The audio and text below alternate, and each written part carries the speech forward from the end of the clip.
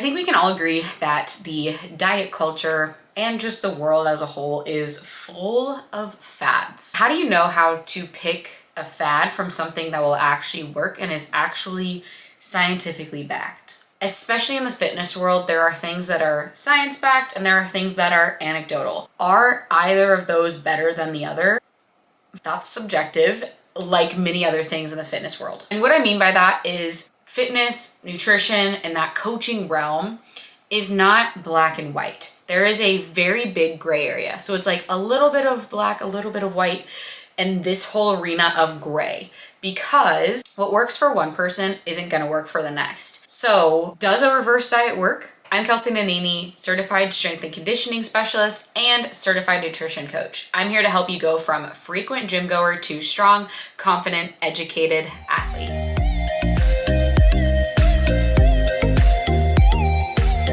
And today I'm going to help solve just that. Does a reverse diet work for everyone? And what even is a reverse diet? If you haven't heard the term reverse diet, this is all the rage. It is what you see all the time on social media, that you should do a reverse diet if you have been severely restricting your calories for a long period of time. You should do a reverse diet if you've just cut. Reverse diet this, reverse diet that. I don't disagree with the hype. I think reverse diets can be great. I also follow science. So today we're gonna unpack all there is to know about a reverse diet in a very short period of time, and whether or not a reverse diet may be right for you specifically. So as you can see, a reverse diet is defined as a post-diet eating strategy that slowly increases your caloric intake over a period of weeks to months to prevent weight gain as you return to your previous calorie levels. Essentially how it works is typically increasing by about 50 to 100 calories every couple of weeks, and taking note of the biofeedback from the body. Are energy levels going up? Is digestion staying the same? Is weight aggressively increasing, or is it staying consistent? And this is done so, as I said, over a period of weeks to months where we're slowly increasing food. I actually like to go a little more aggressive and increase by about 100 to 150 calories, but again, that's going to be subjective. So I would say anywhere from 50 to 150 calories is appropriate while listening to the biofeedback of the body and working up to a client's new maintenance. Now, a few things to note here. Reverse dieting can be very nervous to somebody who has been historically dieting for years. They're afraid to eat more. They think they're gonna gain weight. They are worried they're gonna get bulky in the gym. But I think something very important to note here is a reverse diet is still technically a deficit because you're working up to your maintenance. And what maintenance calories mean is the amount of calories that you are eating equal to the calories that you are expending throughout the day. AKA, you're not technically gaining or losing weight. Can weight fluctuate throughout the period of maintenance? Absolutely. But the goal is that your body weight and your overall body composition is staying roughly the same while at maintenance. There is opportunity to gain muscle, to get stronger during this time, but most likely you aren't losing body fat at maintenance. Is it possible to potentially gain some weight in a reverse diet? Sure. But again, note, you are still in a caloric deficit, so more than likely weight loss can still continue throughout the reverse dieting process. If anything, your body has more energy due to more food for more activity throughout the day, so you could actually be expending more energy than you would have at a lower caloric intake. So those are just a few nuances there to remember.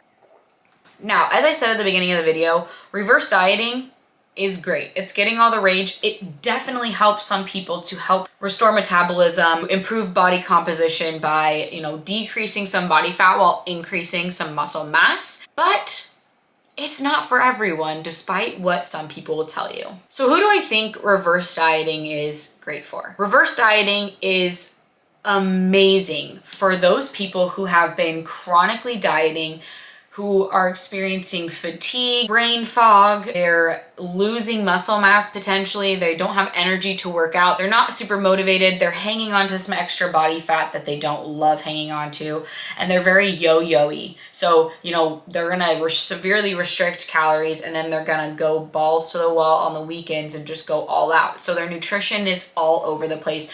They aren't seeing the results they want no matter how much they've tried. They're also very nervous to increase increase calories out of fear of gaining weight, even though they eat 3,000 to 4,000 calories on the weekend without even knowing. It's great for these people because a reverse diet is making small changes. You aren't all of a sudden going from 1,200 calories to your maintenance at 2,000 calories, right?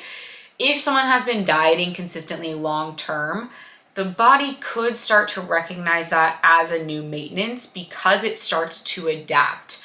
Now, obviously, if you know a thing or two about the human body, you shouldn't be consuming any less than your BMR, which is your basal metabolic rate. The amount of calories needed to consume in order to just have the body perform its basic functions at rest. So in order to pump blood, to breathe, to digest food, things that are necessary to survive. We don't want to eat below that number because then the body starts to pull energy that is stored in muscles and you lose muscle mass. Your body is operating at like nothing and you become a zombie.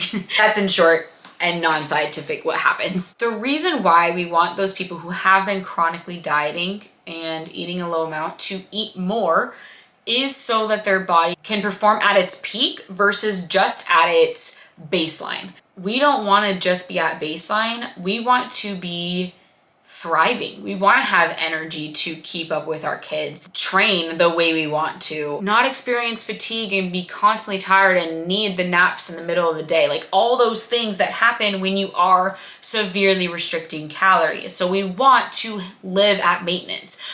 Maintenance is a great place because you have the energy for daily function, for keeping up with your workouts. You shouldn't be gaining body fat if you are at maintenance because you are eating roughly the same amount of calories as you're burning. So all that to say, a reverse diet is great for someone who is super nervous to increase calories because it allows for them to ease into it.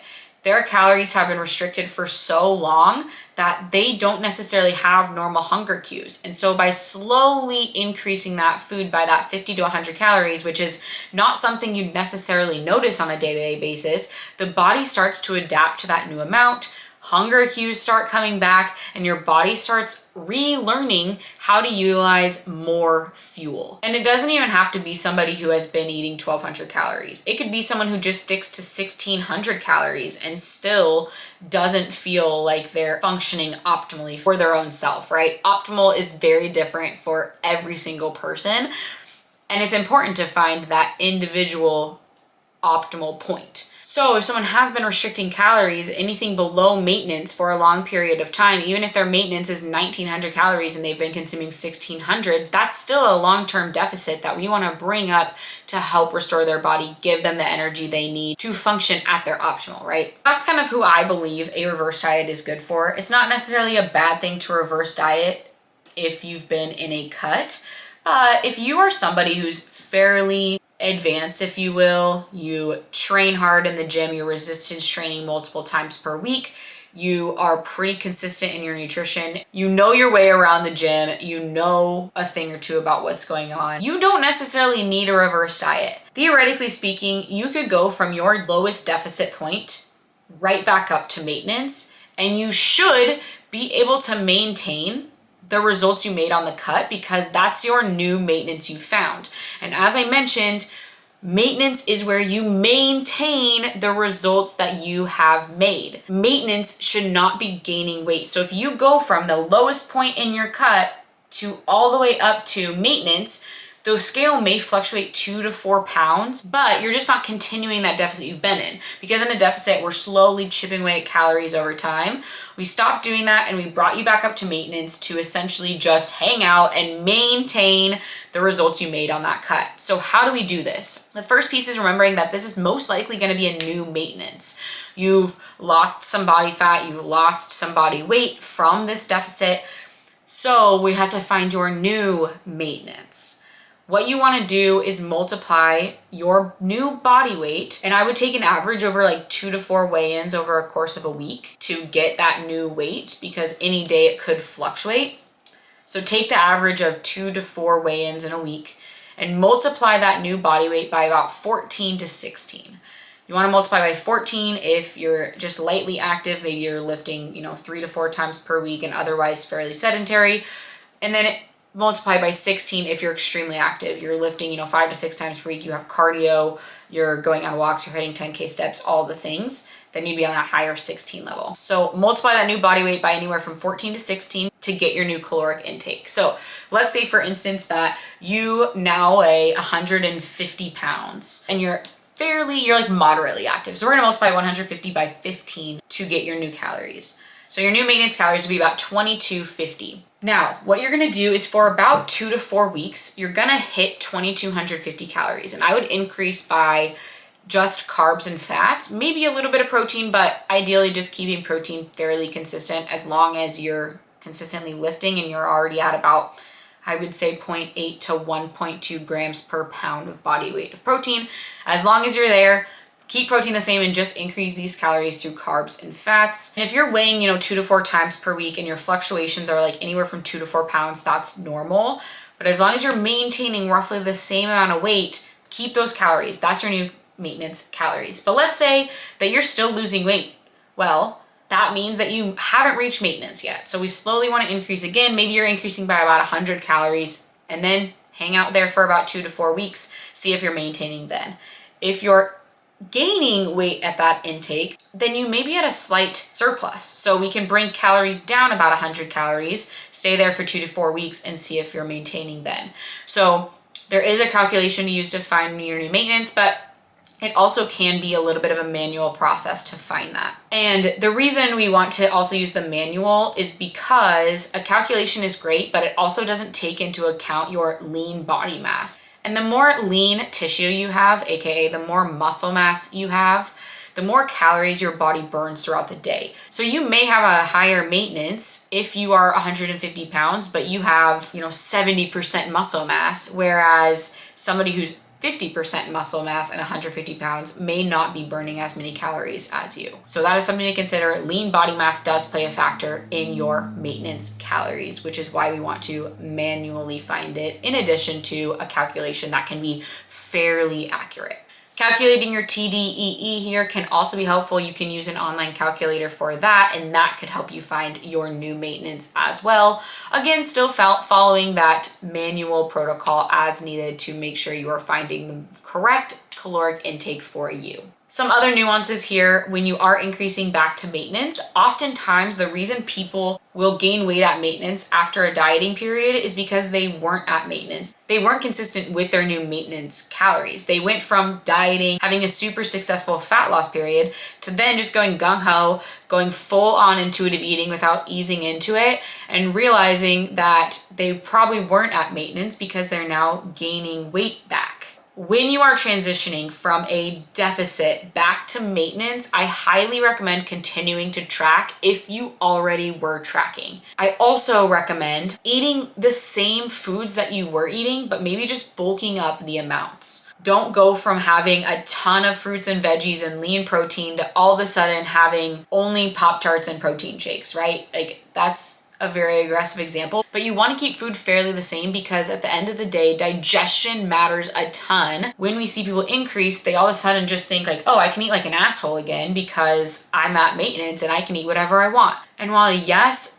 having food freedom is important, digestion also is and can cause unwanted weight gain post-diet. To wrap things up, is a reverse diet 100% necessary or right for everyone? No.